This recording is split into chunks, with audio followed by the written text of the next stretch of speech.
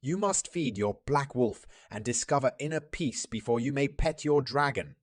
Your black wolf is the inner demon who brings up the worst in you. If it's not fed, it will grow stronger and eventually overtake you. But how can you make friends with your dark wolf or dark side to appease the dragon within? We help you learn how to. Our actions and outcomes are driven almost entirely by your mind. Make sure to subscribe to keep up with our latest episodes. Shadow work is working with our shadow selves to accept all aspects of ourselves, that we keep shoving under the rug without integrating these separate parts of ourselves. We can never be united or whole. Shadows have the potential to be menacing. They mess with our perceptions. We believe we're seeing something we're not. It's no surprise that the idea of a shadow self can be frightening at first. It has the potential to make us see things that aren't there. It has the potential to increase our anxiety levels and induce fear from sources that do not deserve such a reaction. However, we discover that when we shine a light on these menacing shadows, like those terrifying shadows on the bedroom wall, once illuminated, they are neutralized. That being said, for us to be able to live a life of depth and fullness, we must fully accept our own shadow. How are we going to do it? In this video, we'll go through 9 shadow suggestions to help us dissolve our destructive tendencies and go closer to embracing our genuine full selves.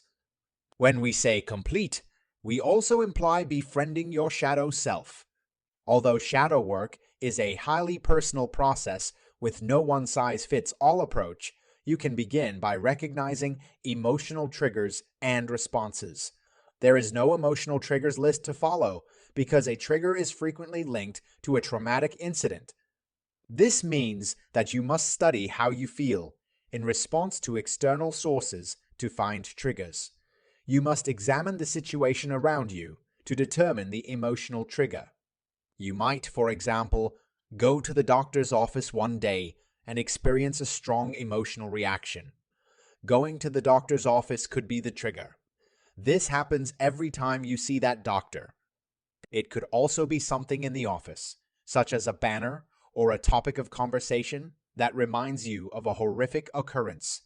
In this instance, you'll have to train your shadow. It's critical that you reflect on why you behave the way you do and what prompted you at the time. It's usually because you're denying something within yourself. What you've been denying will remain dormant inside you until you're ignited by something that makes you angry. Recording your emotional reactions in a shadow work diary allows you to learn more about yourself and avoid repeating the same patterns. Allow yourself to sit with your finding, embrace it as a part of you, and then determine how you want to channel it.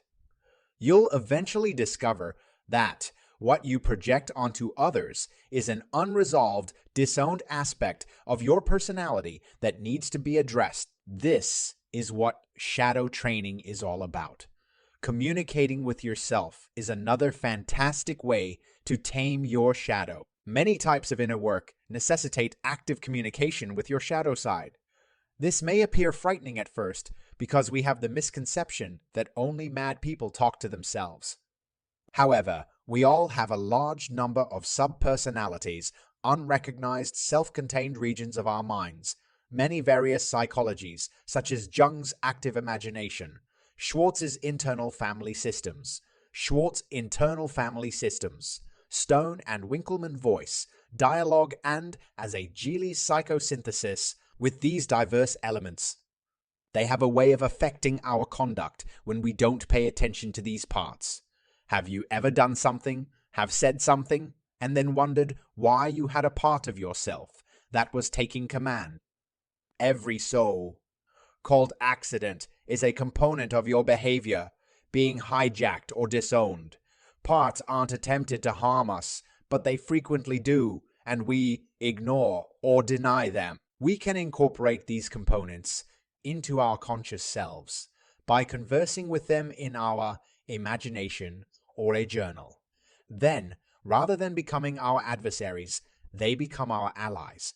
It will also help you to question your own identity. Why? because many of us consider ourselves to be nice people. As children, we were complimented for being good boys or good girls, and that label lingered with us. This exacerbated the schism between our aware and shadow selves. Make a list of all of your redeeming characteristics, then emphasize the polar opposite. Try to find the polar opposite in yourself. If you define yourself as a disciplined person, for example, you're suppressing your lazy side. The sluggish part is tucked away in the shadows. The disowned is continuously pushing your disciplined side and influencing your conduct. So you can relate to this lazy portion. Take a look, accept it, and move forward. Make it your friend. It's quite acceptable to be sluggish. You can also employ the mirror technique. As we've seen, projection is a shallow tactic that allows us to ignore what we've disowned. However, we project not only our darker and deeper elements of ourselves onto others, but also our light and positive qualities. For example, a person may be drawn to someone who exudes great self-assurance without realizing that this is a quality they wish to reclaim inside themselves. The mirror technique is a method for revealing our projections. We must have a thoughtful and honest perspective of the world to use this technique. We must be willing to own that which we have disowned. Being radically honest with ourselves can be tough, so practice is required. But most importantly, we must embrace the idea that other people are our reflections. We must recognize that individuals around us serve as the ideal canvas for projecting our unconscious desires and fears. The mirror technique will assist you in shedding a great deal of light on shadow traits that you've rejected, suppressed, repressed, or disowned.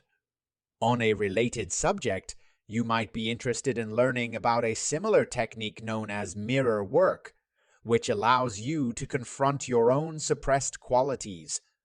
Our shadow characteristics emerged during our formative years as children and adolescents. To comprehend how it came to be, we must go back in time to our earliest memories of terrible experiences and feelings. As a result, it's critical to revisit your childhood. Any negative or positive messages from our parents or elders caused us to alter our conduct to please individuals in our immediate environment. Fear, insecurity, envy, anger, rage, anxiety, and other unpleasant emotions can be traced back to our formative years. We must revisit our formative years. We must revisit our upbringing to see whether there's anything there that we've been overlooking all the time. You should start shadow work journal prompts. One of the most common shadow work techniques is journaling. Prompts allow you to capture your ideas and feelings while also tapping into your subconscious. These questions are meant to push you to your limits, while also illuminating the darkest corners of your mind as you confront your shadow. Your higher self will gradually connect with you. It's a self-diagnosis tool that helps you awaken and educate yourself on a deeply intimate level. Allowing your ideas and feelings to come out onto the pages of your notebook without judgment is critical as you write your replies to the prompts. You can be as free and as open as you want to be when you journal. Beginners can use shadow work journal prompts to develop self-awareness and work through prior traumas, events, and emotions, as well as learn more about themselves as people. It will also be a great assistance to start a new project. The act of creation can be extremely unpleasant, giving rise to dark aspects of your personality, such as impatience, rage, bloodlust, and self-doubt. Starting a project, on the other hand, permits you to experience sensation of fulfillment and joy. Find anything you'd like to start doing if you don't already have a personal project underway, such as building something, writing a book, producing music, or mastering a new skill. You will be able to gain deeper insights into your art. Is by using self-exploration during the production process. What am I feeling and why? you should ask yourself all the time. Pay attention to the intense emotions that develop during the production process, both positive and negative. What you find will most likely surprise you. Get to know the shadow archetypes as well. The work of Leo Young-Yan, Robert Moore, is a good place to start if you want to get to know your shadow. Moore has described the psyche's organization and archetypal terms. The king warrior, magician, and lover, according to Moore, are the four fundamental archetypes of the psyche. Each archetype possesses qualities that we consider to be the ideal characteristics of a mature adult. Each constructive archetype, however, has a negative counterpart. Not just one, but two shadows, an actor side and a passive side, or bipolarity. The tyrant and the weakling, for example, are the king's shadows. Sadists and masochists are the warrior's shadow. Understanding these bipolar shadows make it simpler to recognize their ideas and behaviors in yourself. Please leave a comment below if you'd want a separate video explaining these archetypes. Finally, there is the 3-to-1 shadow process. The 3-to-1 process entails speaking to your shadow half in the third persons, then the second, and ultimately the first person. How do you go about doing it? So first thing in the morning, go over your dreams and look for someone who has an emotional charge, either positive or negative. Now, face the person imagining them, then speak to them, or simply resonate with them. Finally, take on the role of that individual by adopting their viewpoint. There's no need to write anything down for this exercise. You can go through the entire process in your head. This strategy can be utilized not only with people who make you feel uncomfortable, but also with situations and memories that make you feel uncomfortable. Which one are you going to try first? Please let us know in the comments section below. That concludes today's video. We hope you learned something from this video. And if you'd like to see more like it, please subscribe and switch on notifications. We'll see you in the future video.